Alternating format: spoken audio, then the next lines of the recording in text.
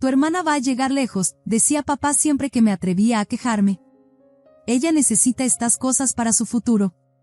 El mensaje no dicho era claro, aparentemente, mi futuro no requería mucha inversión.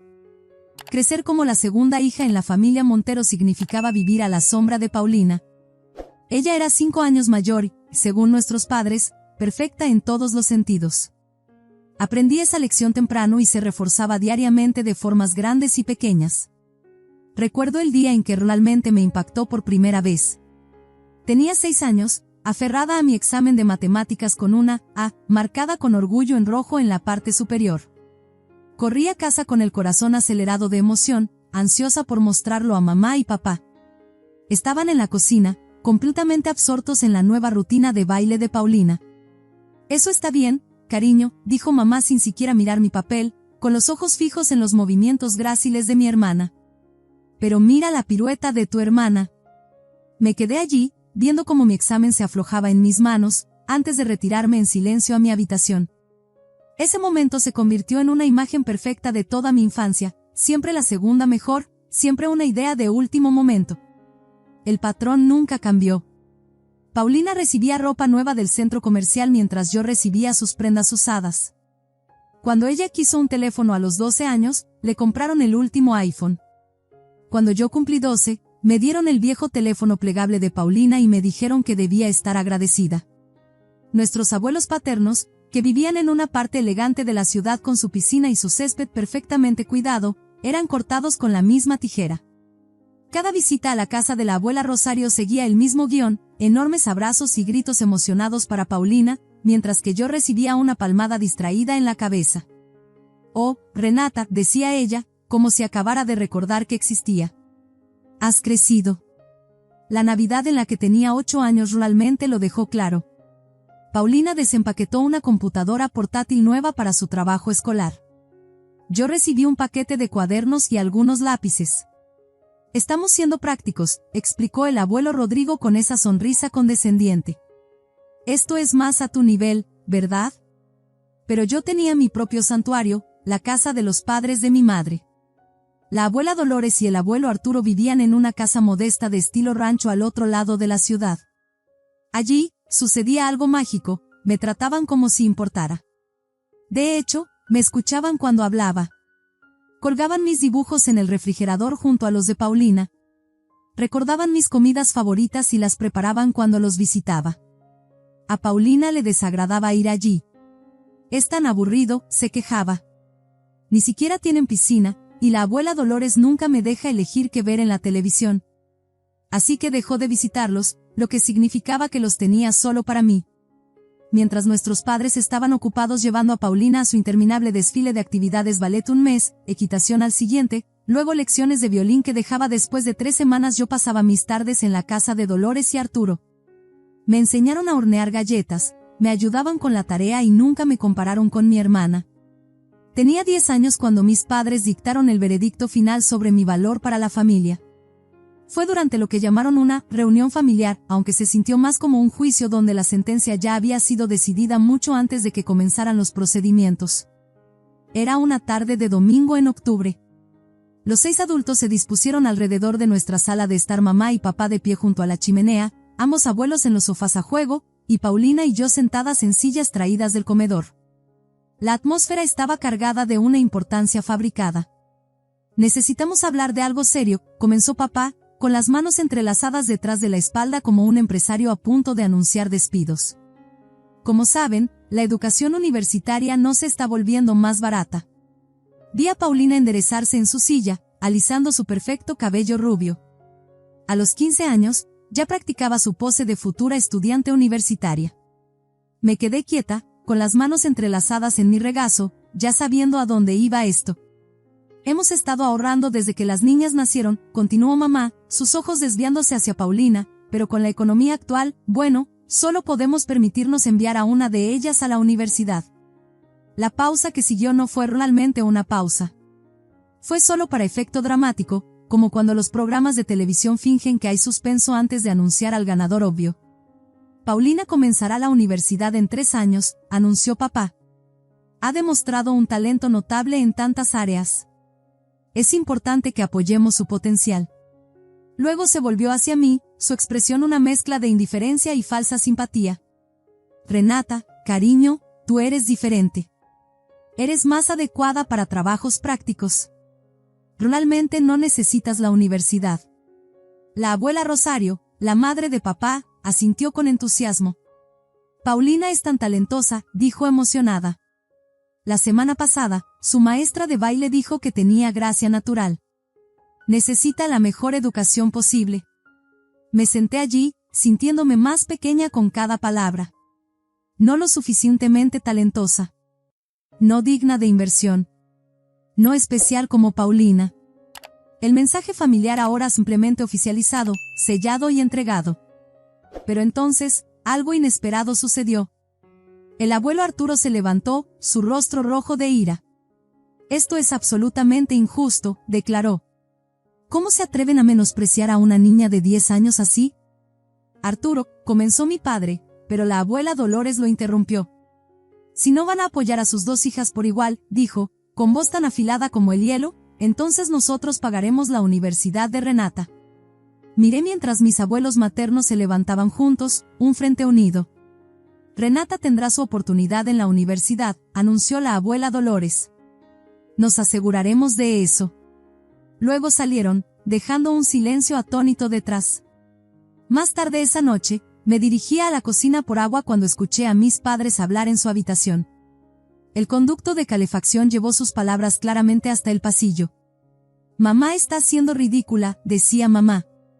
Renata no es material de universidad. Apenas puede mantenerse al día en las clases regulares. Deberían darnos ese dinero para la educación de Paulina en su lugar. Sería un desperdicio en Renata.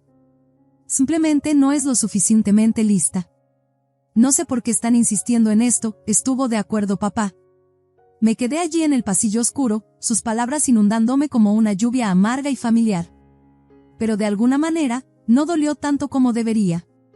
Tal vez porque lo había escuchado todo antes, o tal vez porque todavía podía escuchar la feroz promesa de la abuela Dolores resonando en mi cabeza.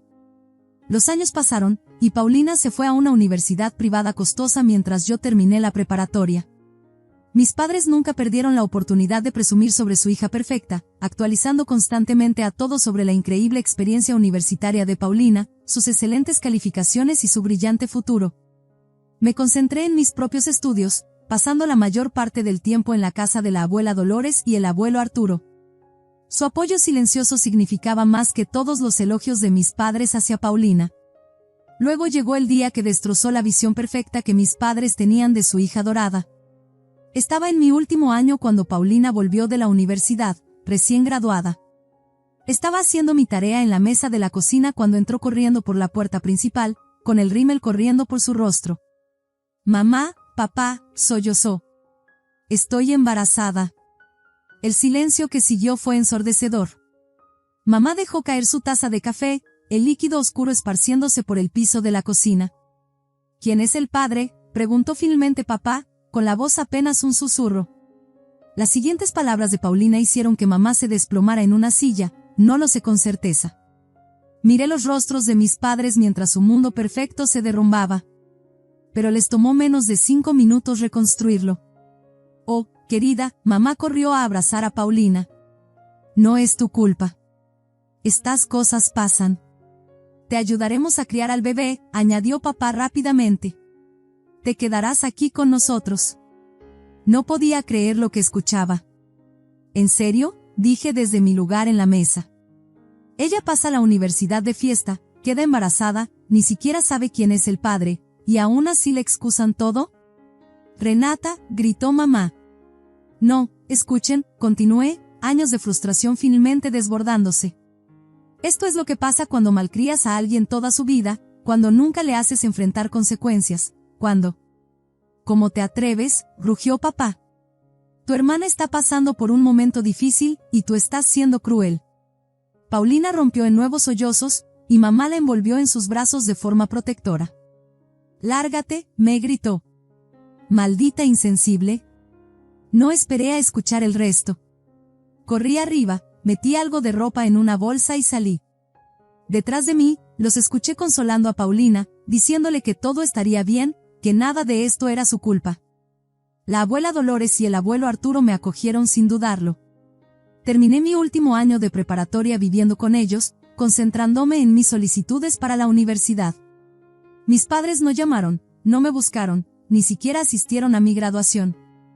Pero tenía a mi verdadera familia allí, mis abuelos radiantes de orgullo mientras aceptaba mi diploma.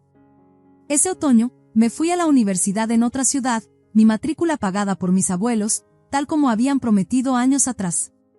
Supe por comentarios ocasionales que Paulina había tenido una hija y vivía con nuestros padres.